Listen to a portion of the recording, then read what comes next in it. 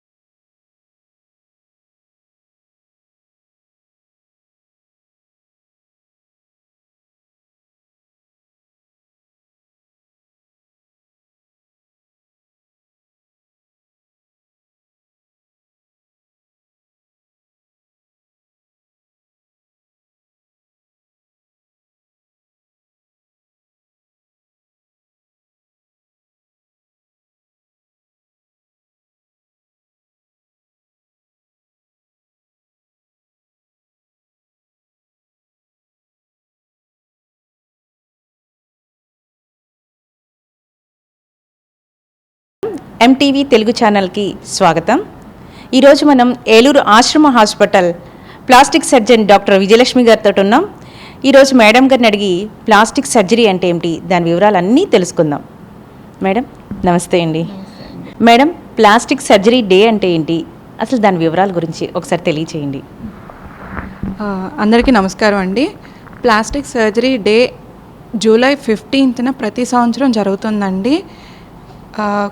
ఇది మెయిన్ జరగడానికి plastic surgery day అని అనడానికి కారణం ఏంటంటే, ముందు జనరల్ పబ్లిక్లో అవేర్నెస్ తెప్పించడానికే ఇది.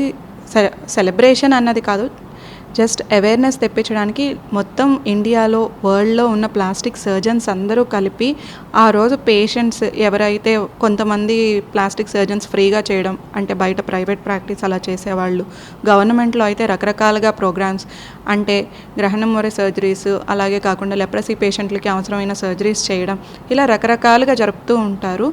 మెయిన్ జనరల్ పబ్లిక్లో అవేర్నెస్ తేవడం కోసమే ఇలాంటి సర్జరీస్ అన్నీ చేయడానికి ఒక రోజు అంటూ పెట్టారు. స్పెసిఫిక్గా మెయిన్ పబ్లిక్ అవేర్నెస్ తేవడం కోసం ఈ ప్లాస్టిక్ సర్జరీ డే అనేది. ప్లాస్టిక్ సర్జరీస్లో అసలు ఏమేమి వస్తాయి, ఆ విషయం గురించి ప్రేక్షకులకి తెలియచేయండి. ప్లాస్టిక్ సర్జరీ అంటే రెండుగా విభజించవచ్చండి. ఒకటి రికన్స్ట్రక్టివ్ సర్జరీ, ఇంకోటి కాస్మెటిక్ సర్జరీ. ఇప్పుడు ఫస్ట్ రికన్స్ట్రక్టివ్ సర్జరీ అంటే ఏమేం చేయొచ్చు అన్నది చూడొచ్చు.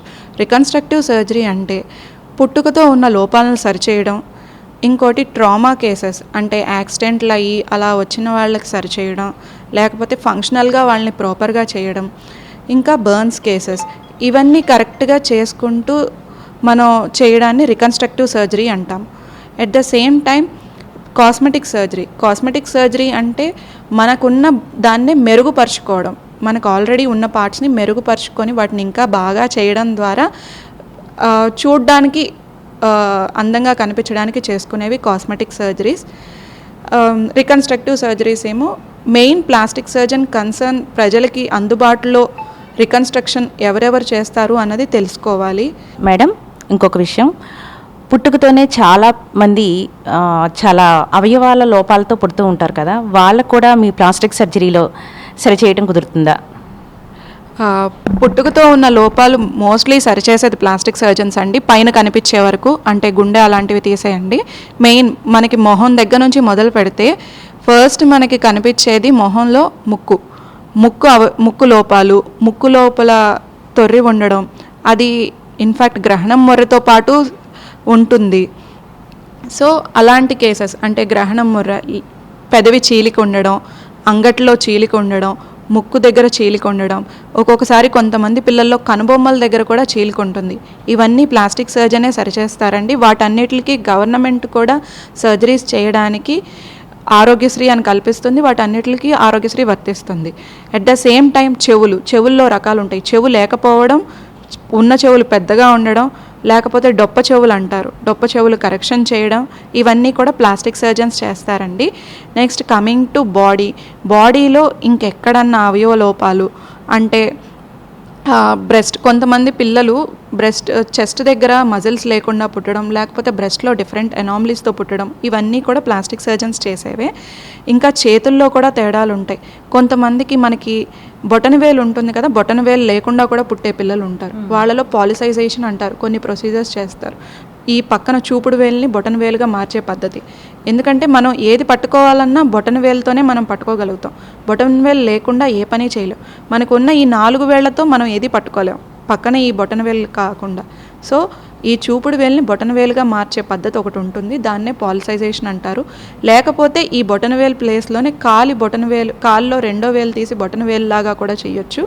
ఇవన్నీ చాలా రకాలు ఉంటుందండి. ఇవన్నీ ప్లాస్టిక్ సర్జన్సే చేస్తారు. సో ఇదొక ప్రాసెస్ చేతులకు సంబంధించి.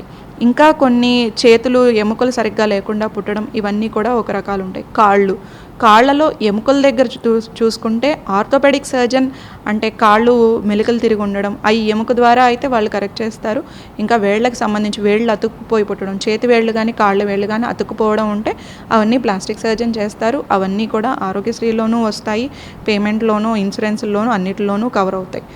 సో ఎవరైనా బయట లేని వాళ్ళు ఉండి అలా పిల్లలు పుట్టాక ఉంటే వెంటనే తీసుకొస్తే తగు వైద్యం వెంటనే చేసుకోవచ్చు. పిల్లలు పెద్ద అయ్యే వరకు ఆగితే వాళ్ళు మెయిన్ ఈ ఆపరేషన్స్ అనేవి చిన్నప్పుడే చేయాలి. ఎందుకంటే మనకి పిల్లలు వేళ్లతో పట్టుకోవడం అలవాటు చేసుకుంటారు పాకేటప్పుడే. సో అది అనేది వెంటనే రావాలి. మీరు వస్తే వాళ్ళు పెరిగేటప్పుడు ఆ లోపాలు లేకుండా పెరుగుతారు. వాళ్ళ మైండ్ కూడా సెట్టింగ్ అదంతా కూడా బాగా డెవలప్ అయ్యి బాగుంటుంది. సో ఏదైనా అవయవ లోపం ఉంటే వెంటనే ప్లాస్టిక్ సర్జన్ దగ్గరికి వచ్చి పిల్లలు అవి చూపించుకోవాలి. అంతేకాకుండా న్యూరో సర్జరీకి సంబంధించి కూడా ఇప్పుడు తల దగ్గర కానీ మెడ దగ్గర కానీ ఒక్కోసారి బొబ్బలాగా పుట్టి అంటే వెన్నుపూస లోపాల మూలంగా వచ్చి పుడతారు. అలాంటి వాటికి కూడా డైరెక్ట్ న్యూరో సర్జన్ చూస్తారు, అదంతా లోపలంతా సరిచేస్తారు. దానిపైన కవర్ ఇచ్చేది అంతా చూసేది, ఆ తర్వాత న్యూరో సర్జన్ పని అయిపోగానే మిగిలిందంతా చేసేది మాత్రం ప్లాస్టిక్ సర్జనే చేస్తారు. సో ఇవన్నీ కూడా ప్లాస్టిక్ సర్జరీ కిందకే కవర్ అవుతాయి. ఇవన్నీ అవయవ లోపాల మూలంగా పుట్టిన పిల్లల్లో రొటీన్గా మేము చూసే కేసెస్ అన్నీ కూడా ఇవన్నీ. మరి ఇంకేమన్నా సైడ్ ఎఫెక్ట్స్ ఏమైనా వస్తాయండి మరి ఇలా సర్జరీస్ చేసినప్పుడు? ఈ అవయవ లోపాల్లో చేసే సర్జరీస్ సైడ్ ఎఫెక్ట్స్ అంటే మత్తు మూలంగా పిల్లలు అవయవ లోపంలో ఇప్పుడు అంటే సపోజ్ మీరు అంగటి ప్రాబ్లమ్స్ తీసుకున్నా, నోటి ప్రాబ్లమ్స్ తీసుకున్నా, వాళ్ళకి ఏదో ఒక రకంగా గుండె జబ్బులు అలా ఉండే అవకాశాలు ఉంటాయి. కొంతమంది అంటే ఆబ్వియస్గా వాళ్ళు ఫస్ట్ నుంచి కొంచెం ప్రాబ్లమ్స్లో ఉండేవాళ్ళు, వాళ్ళకి అన్నీ ముందే చెక్ చేసుకుంటాము. చెక్ చేసుకొని వాళ్ళకి ఒకవేళ నిజంగా హై రిస్క్ అయితే హై రిస్క్ అనేది పేషెంట్స్కి ఎక్స్ప్లెయిన్ చేస్తాం. ప్రాణ ప్రమాదం ఉండొచ్చు, లేకపోతే ఏమన్నా నోట్లో అంగట్లో లోపం ఉన్న వాళ్ళు నోరు అలా ఆస్పిరేట్ చేసుకోవచ్చు, ఇవన్నీ కూడా జరిగే అవకాశాలు ఉంటాయి అన్నది ప్రతి పేషెంట్కి చెప్పకుండా అయితే పేషెంట్ అంటే చిన్నపిల్లలు కాబట్టి వాళ్ళ అమ్మ నాన్నల కన్సెంట్ అనేది మనం తీసుకొనే చేస్తామండి. కన్సెంట్ తీసుకోకుండా ఏ సర్జరీ చేయం, వాళ్ళకి అన్నీ ఎక్స్ప్లెయిన్ చేస్తాం ప్రతి ఒక్కటి. అది నార్మ్స్ కూడా డాక్టర్స్కి NABH నార్మ్స్ అని అవి ఉంటాయి, కన్సర్న్స్ అని ఉంటాయి, చాలా రకాలు. ఆ కన్సర్న్స్ అనేది ఖచ్చితంగా మనకి ఉండకుండా చేయకూడదండి. చేస్తే అది మెడికో లీగల్ ఇష్యూ కూడా, దే కెన్ సూ అస్ వాళ్ళు చెప్పకుండా చేశారు అని. సో మేము చెప్పి సైన్ తీసుకొని చేస్తాం ఖచ్చితంగా ఏ సర్జరీ అయినా. అన్ని కాంప్లికేషన్స్ పేషెంట్స్కి వివరిస్తాం, దానికి ట్రీట్మెంట్ కూడా అన్నీ మేము చేస్తామని చెప్పి తీసుకుంటాం. కాలిన గాయాలు, కాలడం అనేది రకరకాలు ఉంటుందండి. ఒకటి కాలిన గాయాలు ఫ్లేమ్స్ మూలంగా అవ్వచ్చు, అంటే మంటల మూలంగా అవ్వచ్చు, లేకపోతే నీళ్ళల్లో పడిపోవడమో, లేకపోతే వేడి నీళ్లు వేడి నూనె పడ్డమో, ఇలా రకరకాలు ఉంటాయి. యాసిడ్స్ పడిన గాయాలు ఒక రకంగా ఉంటాయి. ఇప్పుడు కాలిన గాయాలు ఉంటే ఆ కాలిన టెంపరేచర్ని బట్టి మనకి ఎంత లోతు కాలిన దాన్ని బట్టి మన ఫర్దర్ తర్వాత అపీరెన్స్ అనేది ఉంటుంది. ఇప్పుడు సపోజ్ వాళ్ళు కాలిన గాయాలు కనుక పైన చర్మం వరకే ఇన్వాల్వ్ అయితే దానికి కొల్లాజన్ అని చెప్పి మనకు ఒక పొర దొరుకుతుందండి. అది ఆర్టిఫిషియల్ స్కిన్ లాంటిది, షీప్ గట్ నుంచి అంటే షీప్ పొట్ట నుంచి తయారు చేస్తారన్నమాట. అది అంటే మనకి FDA అప్రూవ్డ్ కూడా ఉంటుందండి, మెడికల్గా మనం యూజ్ చేయొచ్చు, అప్రూవ్డ్ అయింది. సో ఆ షీట్ అనేది వేస్తాము. ఆ షీట్ వేస్తే ఏంటంటే సూపర్ఫిషియల్ అంటే మనకి స్కిన్ వరకు కాలిన బర్న్స్ అయితే మళ్ళీ యథాతథంగా మనకి ఇంకా తర్వాత కేర్ తీసుకోవడం వల్ల నార్మల్ అంటే ఇది వరకు పాత రోజుల్లో చూసేవాళ్ళం, ఎవరైనా కాలిన వాళ్ళు ఉంటే ముడతలు చర్మాలు వచ్చేయడం అలా ఉంటుంది. అలా లేకుండా మనకి స్కిన్ ప్లెయిన్గా నార్మల్గా వచ్చే అవకాశాలు ఉంటాయి అన్నమాట. అలా కాకుండా ఇంకా లోతుగా కాలిన వాళ్ళకి ఉంటాయి. లోతుగా కాలిన వాళ్ళకి ఖచ్చితంగా గ్రాఫ్ట్లు అనేవి అంటే మన చర్మమే మనకి తీసివేసుకోవాల్సిన పరిస్థితి వస్తుంది. ఖచ్చితంగా వాటికి డిస్ఫిగర్మెంట్ అయితే ఉంటుందండి. Superficial burns, deep burns depends దాని మీద. అలా తీసుకుంటే ఇప్పుడు వాటర్లో కాలిన గాయాలు వాటర్ మీద పడితే అది సూపర్ఫిషియల్గానే కాలుతుంది. వాళ్ళకి మళ్ళీ మనం కొల్లాజన్ వేసుకుంటే యథాతథ రూపం తెచ్చుకోవచ్చు. పాలు కానీ నీళ్లు కానీ. ఆయిల్ ఒక్కోసారి కొంచెం డీప్ అవుతుంది, ఆయిల్కి బర్నింగ్ హీట్ ఎక్కువ ఉంటుంది, సో ఆయిల్ డెప్త్ పెనట్రేషన్ ఎక్కువ ఉంటుంది. అలాగే ఎలక్ట్రికల్ బర్న్స్ అనేది మీకు తగిలినప్పుడు అంటే ఏదన్నా చిన్న షాక్ వరకు పర్లేదండి, ఒక్కొక్కసారి ఏంటంటే పట్టుకొని ఉండిపోతారు. అలాంటప్పుడు మీకు కాలిన గాయం పైకి కనిపించేది చిన్న గాయం ఉంటుంది, కానీ ఎలక్ట్రిక్ షాక్ అనేది మనకి ఒంట్లో చాలా దూరం పాకుతుంది. అది పాకినప్పుడు మీకు ఒక చోటే కాదు, దెబ్బ అనేది ఆర్క్ లాగా ట్రాన్స్ఫర్ అవుతుంది. ఎప్పుడైనా మనకి బర్న్స్ అనేది ఒక జాయింట్ నుంచి ఒక జాయింట్కి ఆర్క్ ట్రాన్స్ఫర్ అవుతుంది. సో జాయింట్లో ఇన్వాల్వ్ అయ్యి చాలా పెద్ద గాయాలు అవుతాయి. ఆ గాయాలకి ఖచ్చితంగా మనకి బోన్ డీప్ ఉంటాయి, వాళ్ళకి ఫంక్షనల్ డిజేబిలిటీలు వస్తాయి.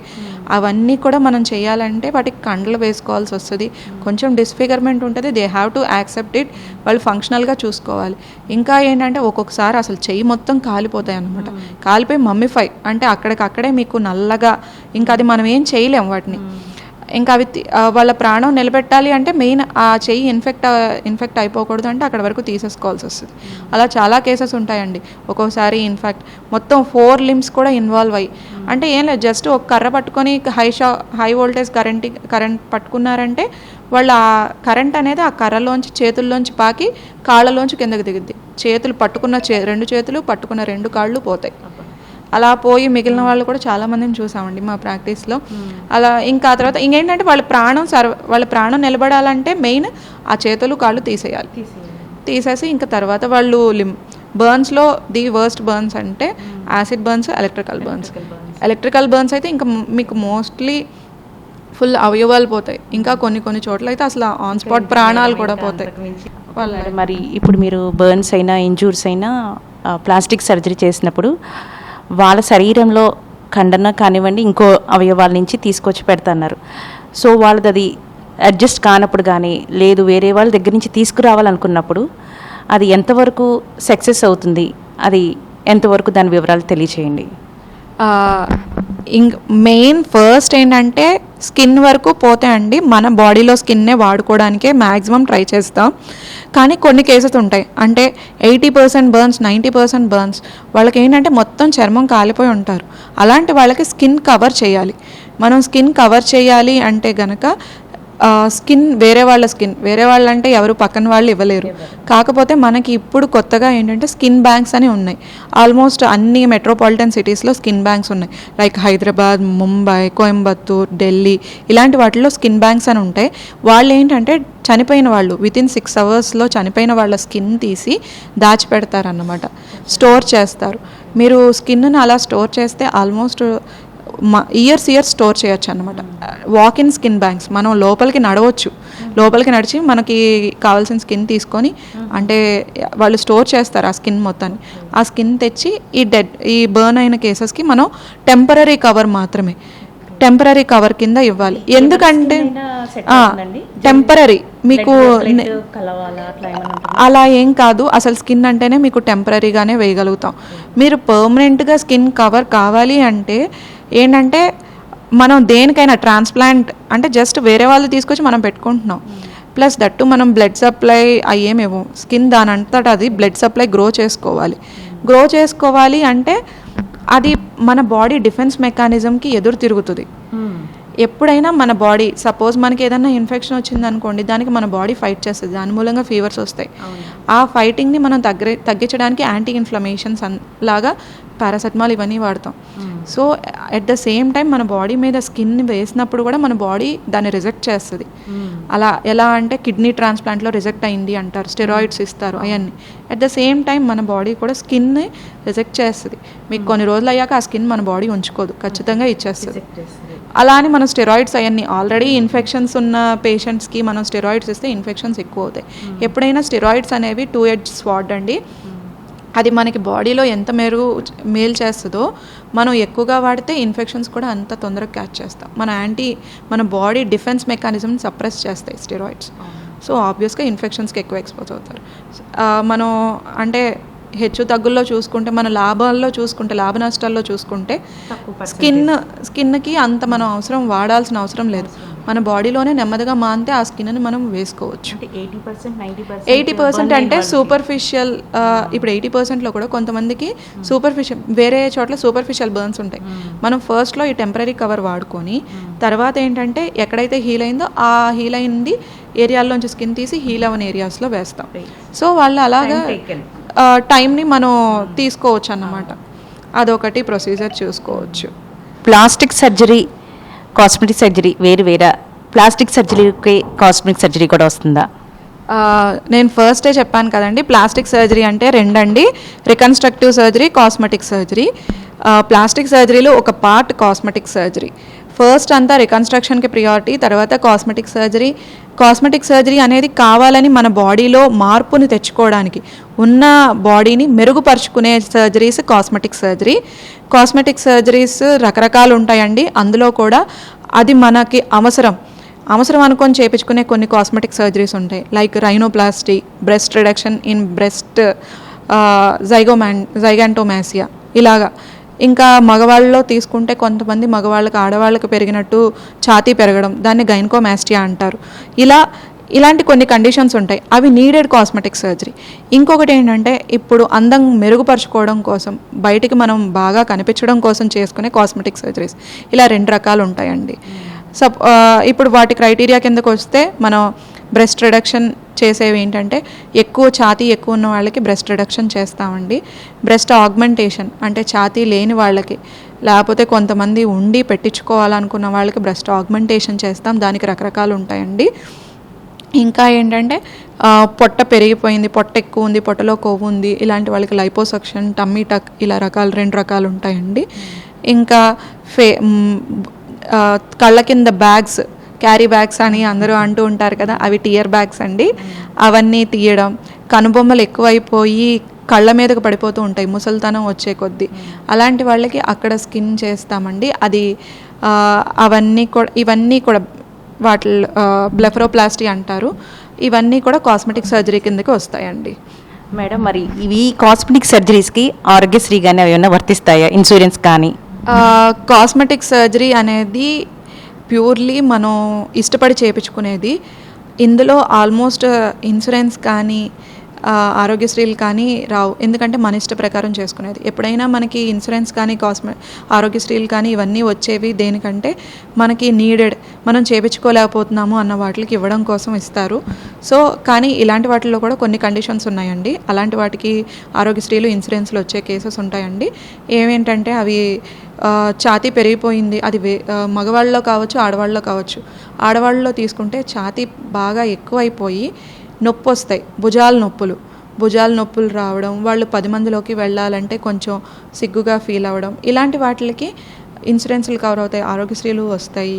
సో ఇది ఒక సర్జరీ అండి. అలా కాకుండా కొంతమంది పిల్లల్లో కొన్ని లోపాలు ఉంటాయి, అవి కూడా అంటే బ్రెస్ట్ లేకపోవడం, ఇలాంటి వాటన్నిటికి మనం కాస్మెటిక్ సర్జరీస్ చేసుకోవచ్చు. అట్ ద సేమ్ టైం మనం ఇప్పుడు క్యాన్సర్ వచ్చి రొమ్ము తీసేసిన వాళ్ళు ఉంటారు, అలాంటి వాటికి కూడా వాళ్ళు కాస్మెటిక్ కాదు, దే ఆర్ అలానే ఫంక్షనల్ అని కూడా కాదు, but it will Boost up their confidence. So అలాంటి వాటికి మనం కొన్ని వాటికి వర్తిస్తాయండి. అది డిపెండ్స్, మనం కావాలని చేయించుకుంటున్నామా లేకపోతే అది కావాల్సిన సర్జరీయా, అలాంటి వాటికి వస్తాయండి.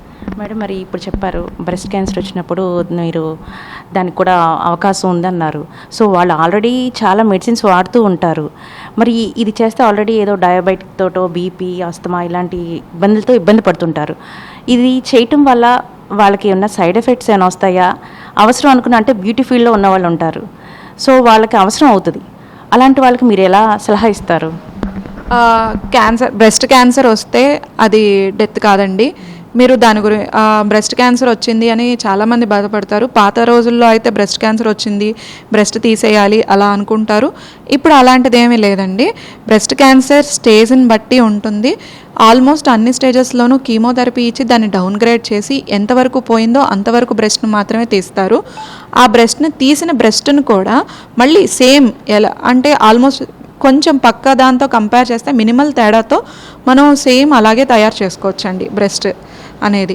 అట్ ద సేమ్ టైం ఒకవేళ ఆ డిసీజ్ కొంచెం బాగా పెద్ద డిసీజ్ ఇంకా తీసేయాలి అన్న పరిస్థితి కనుక ఉంటే తీసేసినా కూడా మన ఒంట్లో పార్ట్ తోటే మనం మళ్ళీ తిరిగి సేమ్ అటు సైడ్ ఎలా ఉందో ఇటు సైడ్ ఫంక్షనల్గా మాత్రం మనం చేయలేం.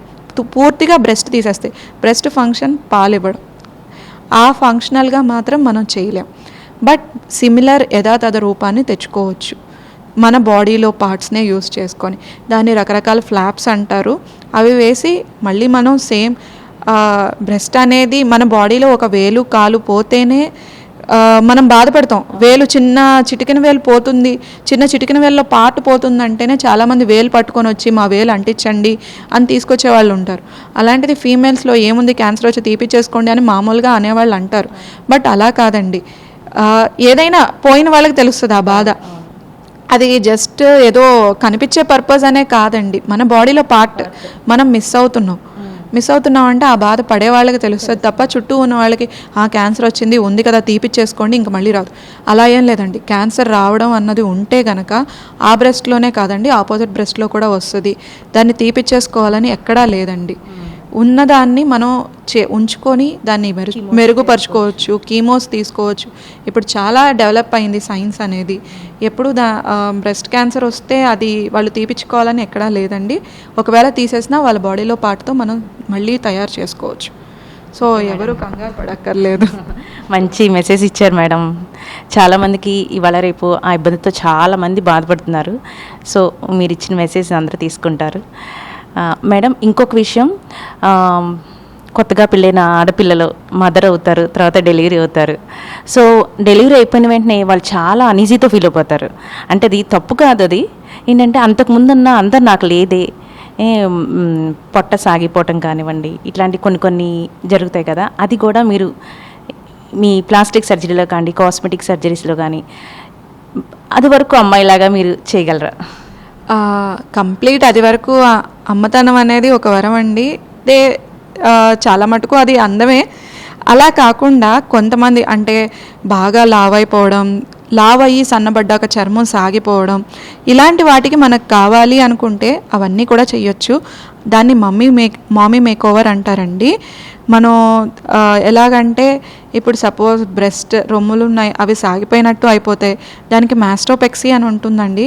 మాస్టోపెక్సీ అనేది వెయిట్ రిడక్షన్ అయ్యి సాగిపోయిన ప్రతి ఒక్కరికి చేయొచ్చు. వెయిట్ రిడక్షన్ అయిన వాళ్ళకి కానీ, లేకపోతే ఇలా పాలిచ్చి తర్వాత సాగిపోయిన వాళ్ళకి కానీ.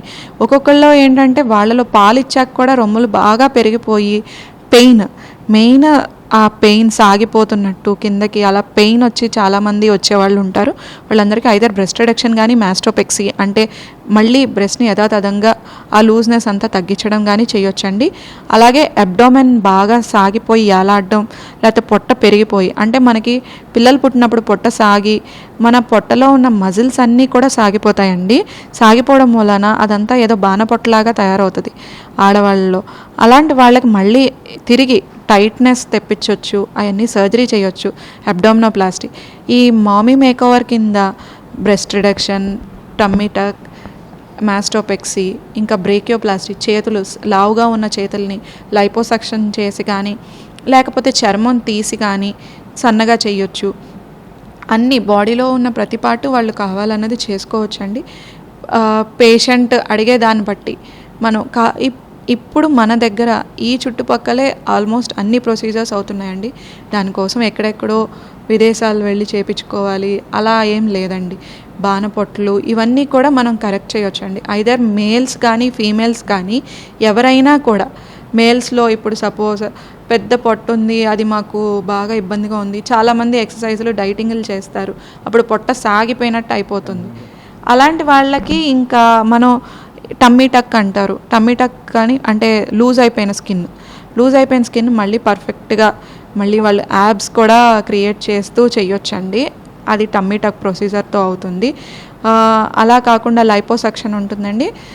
బాగా కొవ్వుగా ఉన్న పొట్టకి లైపోసక్షన్ చేసి అది కొవ్వంతా చిన్న హోల్స్లోంచి తీయొచ్చు. అంటే జస్ట్ కొవ్వు వరకే ఉంది, లూజ్ స్కిన్ లేదు అనుకుంటే కనుక లైపోసక్షన్కి వెళ్ళొచ్చు. ఇవాళ రేపు అందరికీ హెయిర్ లాస్ ఉంటుంది. సో మీరు హెయిర్ ట్రాన్స్ప్లాంటేషన్ కూడా చేస్తారా? ఇంకొక విషయం అండి ఏంటంటే, ఈ హెయిర్ ట్రాన్స్ప్లాంటేషన్ అనేది పెద్ద పెద్ద సెలూన్స్లో కూడా చేసేస్తున్నారు. అక్కడికి వెళ్ళొచ్చా? ఆ సెలూన్స్ దగ్గర చేయించుకోవచ్చా? దాని గురించి కూడా వివరించండి. హెయిర్ ట్రాన్స్ప్లాంటేషన్ అనేది మనకి బాడీలో అంటే మెయిన్ బాల్డ్నెస్ ఫీమేల్స్కి మేల్స్లో ఎక్కువ శాతం ఉంటుంది, ఫీమేల్స్ కూడా కొంతమందికి కనిపిస్తుంది. మనకి ఆక్సిపిటల్ హెయిర్ అంటే వెనకాల హెయిర్ ఉంటుందండి. ఆ హెయిర్ హార్మోన్స్కి అసలు ఎఫెక్ట్ అవ్వదు. సో అలా ఆ హెయిర్లో కొన్ని ఫాలికల్స్ అవి తీసి మనకి ఎక్కడైతే బాల్డ్నెస్ ఉందో ఆ హెయిర్ ఆ ప్లేస్లో పెడతామండి. అది హెయిర్ ట్రాన్స్ప్లాంటేషన్ అనేది మామూలుగా సర్టిఫైడ్ సర్జన్స్, ఐదర్ డర్మటాలజిస్టులు, ప్లాస్టిక్ సర్జన్స్, వీళ్ళు సర్టిఫైడ్ సర్జన్స్ ఉంటారు కదండి. వీళ్ళ దగ్గర మీరు జాగ్రత్తగా చేయించుకుంటే సర్టిఫైడ్ డాక్టర్ ఎవరైనా కూడా మీకు ఏంటంటే అందులో చాలా మనం ఇంజెక్షన్స్ వాడాల్సి వస్తుంది. మత్తుకి లోకల్గా మత్తు ఇస్తాం. సో ఆ ఇంజెక్షన్ డోస్ ఎంత అనేది వాడుతున్నారు అన్నది వాళ్ళకి ఐడియా ఉండాలి. తెలియకుండా చేసినప్పుడు ఎవరైనా చేయొచ్చండి. తెలిసి చేస్తున్నప్పుడు అంటే ఇప్పుడు యాజ్ ఏ సర్జన్గా నాకు దాని కాంప్లికేషన్స్ తెలుస్తూ ఉంటాయి. నేను భయపడతాను, అమ్మో ఇంత డ్రగ్ ఇచ్చాము ఈరోజు. ఎక్కువ డ్రగ్ ఇవ్వకూడదండి. ఎక్కువ డ్రగ్ ఇస్తే ప్రాణ ప్రమాదం ఉంటుంది. ఆ ప్రాణ ప్రమాదం వచ్చినప్పుడు వెంటనే దానికి దానికి తగిన ట్రీట్మెంట్ ఇవ్వగలిగే డాక్టర్ ఎవరైనా చేయొచ్చు. ఆ నాలెడ్జ్ అనేది ఉండాలండి డాక్టర్స్లో. ఎవరైనా డాక్టర్స్ చేస్తున్నారు అంటే, నేను ఎవరిని క్రిటిక్ చేయడం లేదండి, జస్ట్ చెప్తున్నాను. ఏంటంటే ఇప్పుడు కాంప్లికేషన్ ఇంజెక్షన్స్ ఇస్తారు లోకల్గా, మనం లోకల్ ఎనస్థీషియా అంటాము. అది చాలా ఇవ్వాల్సి వస్తుంది. మొత్తం తలంతా వెనకాల తీయడానికి, పైన వేయడానికి ఇంత మత్తు వాడతామన్నది వాళ్ళకి తెలియాలి. సో ఎవరైనా టెక్నీషియన్స్ ఉంటారు, వాళ్ళు తీసుకుంటారు, ఇస్తూ ఉంటారు. సపోజ్ ఆ ఎనస్థెటిక్ కాంప్లికేషన్స్ వాళ్ళకి తెలియదు. ఆ కాంప్లికేషన్ వచ్చినప్పుడు ఏం చేయాలన్నది తెలియనప్పుడు అది యాజ్ ఏ డాక్టర్స్గా మాకు తెలుస్తుంది. సో మేము వెంటనే అది చూసుకొని వెంటనే ఆ పేషెంట్కి ఏదో ఒకటి కేర్ తీసుకొని వెంటనే షిఫ్ట్ చేయడమో లేకపోతే ఏదో ఒకటి ఇంజెక్షన్స్ దగ్గర పెట్టుకోవడమో చేస్తాం. అలా ప్రాబ్లం లేకుండా అవుతాయి.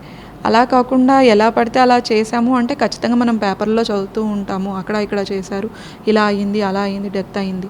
అలాగే ఎన్ని ఫాలికల్స్ పెట్టాలన్నది కూడా లెక్క ఉంటుందండి. ఇప్పుడు రోజులో మనం ఇక్కడ హెయిర్ మీద పెట్టేది కూడా ఫాలికల్స్ లెక్క పెట్టుకోవాలండి. 4000 ఫాలికల్స్ లేకపోతే 6000. ఒక రోజులో మనం ఎక్కువ ఫాలికల్స్ పెడుతున్నామంటే అంత ఎనస్థీషియా డోస్ వాడతాం. ఆ డోస్ వాడితే పేషెంట్ తట్టుకోగలడా? అంతసేపు పేషెంట్ పడుకోగలడా? మీకు ఈ హెయిర్ ట్రాన్స్ప్లాంటేషన్ అనేది చాలా లాంగ్ ప్రొసీజర్. మీకు పొద్దున్న 8కి మొదలు పెడితే సాయంత్రం 8 అవుతాయి. 12 hours ప్రొసీజర్ ఉంటుంది. అంతసేపు ఆ మనిషి మనం 2000-3000 ఫాలికల్స్ పెట్టడానికి అంత టైం పడుతుంది మీకు. సో అందుకని ఎప్పుడైనా అది 2 daysలో పెట్టుకుంటారు. మన బాడీలో ఆ ఇచ్చిన ఎనస్థీషియా అంతా మెటబలైజ్ అవ్వాలి. మెటబలైజ్ అయితే అది ఎక్స్క్రీట్ అవ్వాలి. లేకపోతే అదంతా బాడీలో స్టాగ్నెంట్ అయింది అనుకోండి, దాని టాక్సిటీ ఉంటుంది, కాంప్లికేషన్స్ ఉంటాయి. అవన్నీ తెలుసుకొని చేస్తే ఎవరైనా చేయొచ్చండి హెయిర్ ట్రాన్స్ప్లాంటేషన్ అనేది. బట్ ఇది కాస్మెటిక్ ప్రొసీజర్, దీనికి ఎలాంటి ఆరోగ్యశ్రీలు ఉండవు. 25-30 ఏళ్ళకి మీరు ప్రాణాల మీదకి తెచ్చుకొని ఒక్కసారి హాస్పిటలైజ్ అయ్యారు, మనకి బాడీలో ఏదన్నా పాడైందంటే ఖచ్చితంగా దాని పాడైనట్టే ఉంటుందండి. మనకి బండ్లను తీసుకుంటే ఏదన్నా ఒక చిన్న రిపేర్ వచ్చిన బండిని మనం కొనుక్కుంటామా అండి? కొనుక్కోం కదా. ఎట్ ద సేమ్ టైం మన బాడీలో ఏదన్నా ఆర్గాన్ డ్యామేజ్ అయిందంటే దాని డ్యామేజ్ ఎప్పుడైనా సెకండ్ ట్రామా తగిలిందా ఖచ్చితంగా డ్యామేజ్ అయిపోతాయి.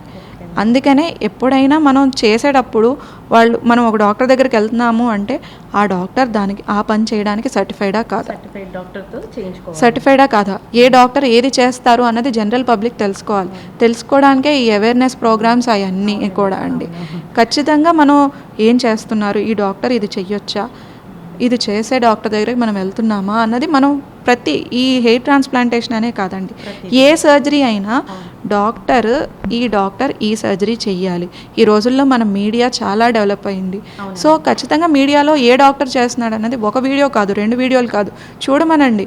కొడితే ఏదన్నా ఒక టాపిక్ కొడితే దాని మీద 10 వీడియోలు వస్తాయి. సో అలా చూసుకొని మనం ఏ డాక్టర్ దగ్గరికి వెళ్ళొచ్చు. మనం ఒక వస్తువు కొనేటప్పుడే దాని రేటింగ్స్ చూసుకుంటాం. సో ఆబ్వియస్గా ఒక రేటింగ్స్ చూసుకుంటాం, బ్రాండ్స్ చూసుకుంటాం. అలాగే డాక్టర్స్లో కూడా ఏ డాక్టర్ ఏం చేస్తారు అన్నది తెలుసుకోవాలి పేషెంట్స్ కూడా.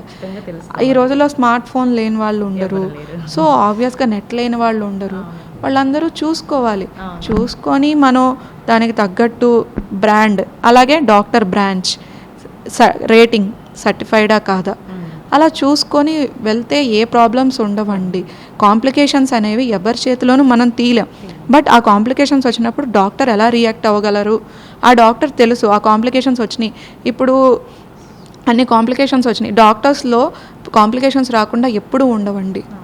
చేస్తున్న ఎక్విప్మెంట్ ఉందా లేదా అన్నది చూసుకోవాలి, ఎక్కడ చేస్తున్నారు అన్నది చూసుకొని వెళ్తే ఏ ప్రొసీజరు కాంప్లికేషన్స్ లేని ప్రొసీజర్ అంటూ ఏది ఉండదండి. డాక్టర్ చేస్తున్నాడు అంటే కాంప్లికేషన్స్ వచ్చినాయి ఒక డాక్టర్ కంటే, ఆ డాక్టర్ అన్ని కేసెస్ చేస్తున్నాడు కాబట్టి కాంప్లికేషన్స్ వచ్చినాయి. సో మీరు అవన్నీ చూసుకొని దాని ప్రకారం సర్జరీలు చేయించుకుంటే సేఫ్ హ్యాండ్స్లో ఉంటారు, ప్రాబ్లం ఉండదు. ఒకళ్ళు సర్టిఫైడ్ కాదు అని ఎవరిని నేను క్రిటిసైజ్ చేయడానికి కాదండి. ఓకే మేడం, ఇంకొక విషయం ఏంటంటే హెయిర్ ట్రాన్స్ప్లాంటేషన్ గురించి చెప్పుకున్నాము. సో అది హెయిర్ ట్రాన్స్ప్లాంటేషన్ చేసినప్పుడు ఆ హెయిర్ ఎన్నాళ్ళ వరకు ఉంటుంది? యాక్చువల్లీ హెయిర్ అనేది మీరు మెయింటెనెన్స్ ఉండాలండి. ఏదైనా కాస్మెటిక్ ప్రొసీజర్ మనం చేయించుకుంటున్నాము అంటే దాన్ని మెయింటైన్ చేయాలి. హెయిర్ ట్రాన్స్ప్లాంటేషన్ చేశాక చాలా మెడికేషన్స్ కూడా ఇస్తారు, అవన్నీ వాడుకోవాలి. ఫస్ట్లో ఒక 1 ఇయర్ మాత్రం చాలా జాగ్రత్తగా కేర్ తీసుకోవాలి. ఎండల్లోకి వెళ్ళకపోవడం లాంటివి, లేకపోతే దుమ్ము ధూళికి ఎక్స్పోజ్ అవ్వకపోవడం కానీ ఇవన్నీ చేసుకోవాలండి. ఇవన్నీ కరెక్ట్గా చేస్తేనే ఆ ఉన్న హెయిర్ అనేది నిలబడుతుంది. యాక్చువల్లీ అది పోస్టీరియర్ అంటే మన ఆక్సిపిటల్ రీజన్ నుంచి తీసిన హెయిర్ మామూలుగా చాలా గట్టిగా ఉంటుంది. అంటే మన వాడుక లాంగ్వేజ్లో చెప్పాలంటే దేనికి రియాక్ట్ అవ్వదు అన్నమాట. మామూలుగా చాలా స్ట్రాంగ్ హెయిర్. అది మన స్కాల్ప్ మీద పెడుతున్నప్పుడు అది ఎక్కువ రోజులే ఉంటుంది, ఖచ్చితంగా దానికి ఊడిపోయే తత్వం ఉండదు.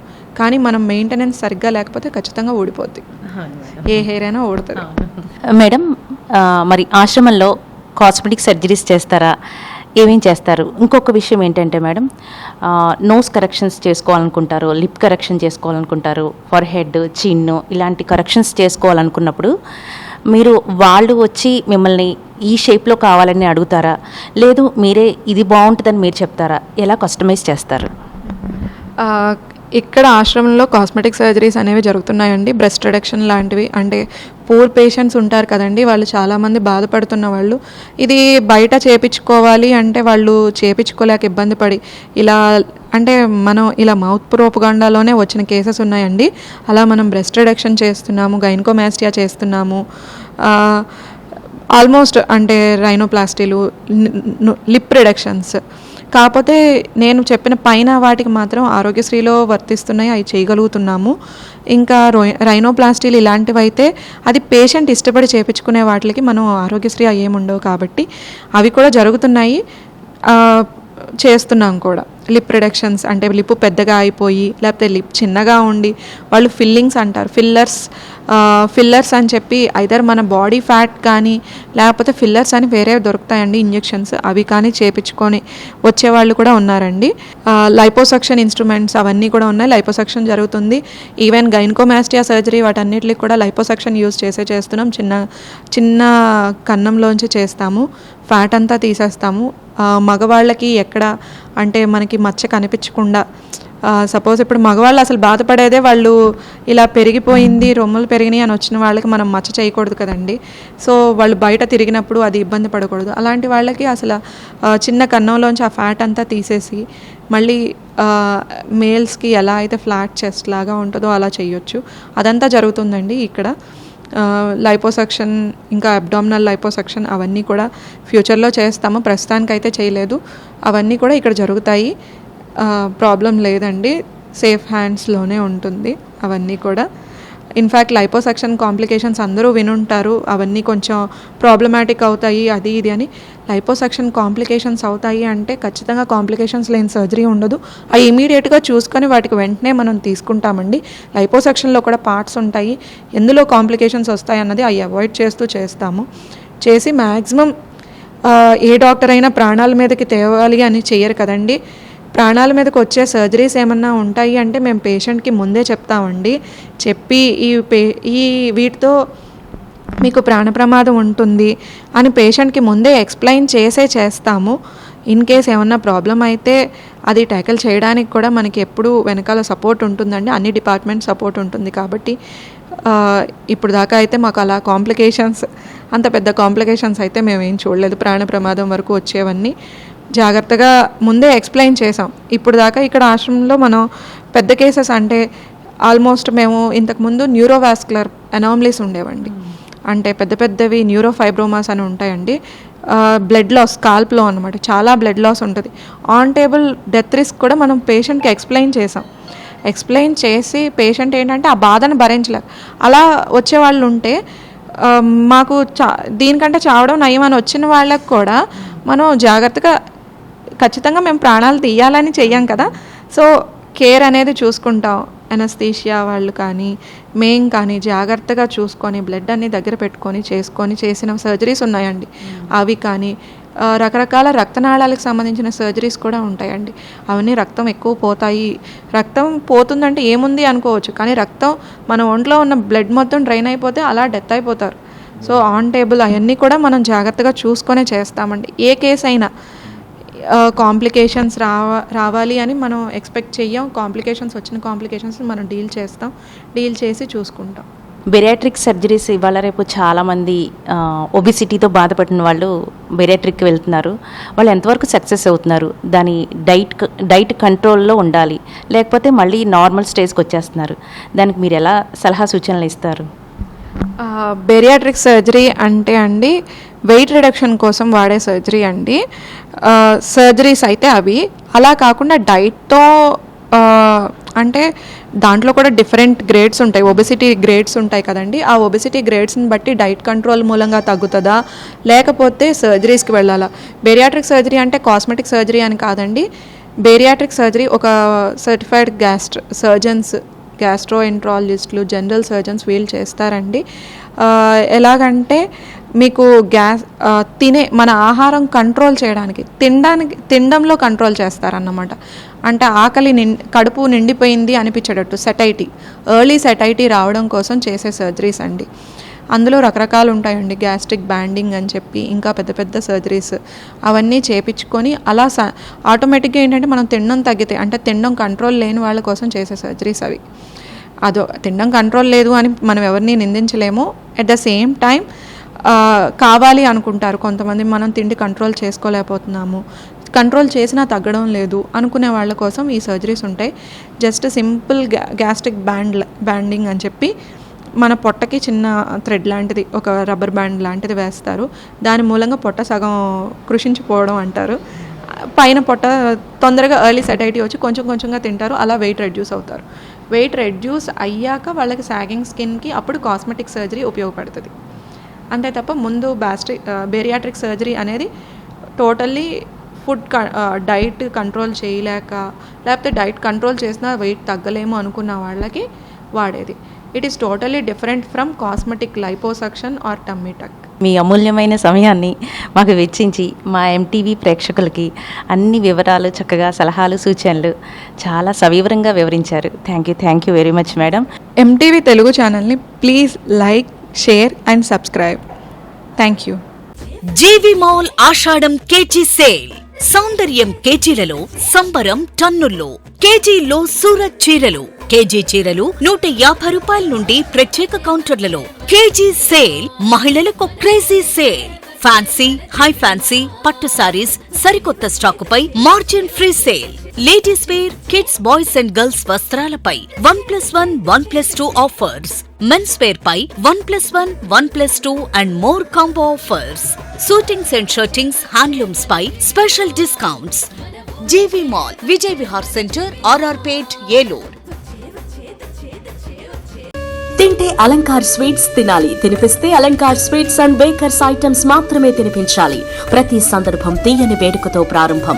Alankar sweets and bakers taste మీరెక్కడా చూసి ఉండరు, ఇక ముందు చూడరు. అందుకే రుచి, క్వాలిటీ, టేస్ట్ విషయంలో తగ్గేదేలే. అలంకార్ స్వీట్స్ అండ్ బేకర్స్ ఎక్కడ ఉందో ప్రతి నిత్యం అక్కడ ఆనందం ఉప్పొంగుతుంది. ఇది happy time, sweet moment. Let's come and enjoy at Alankar Sweets and Bakers, Rama Mahal Center, RR Peta, Yeluru, 5 Station Center, Yeluru.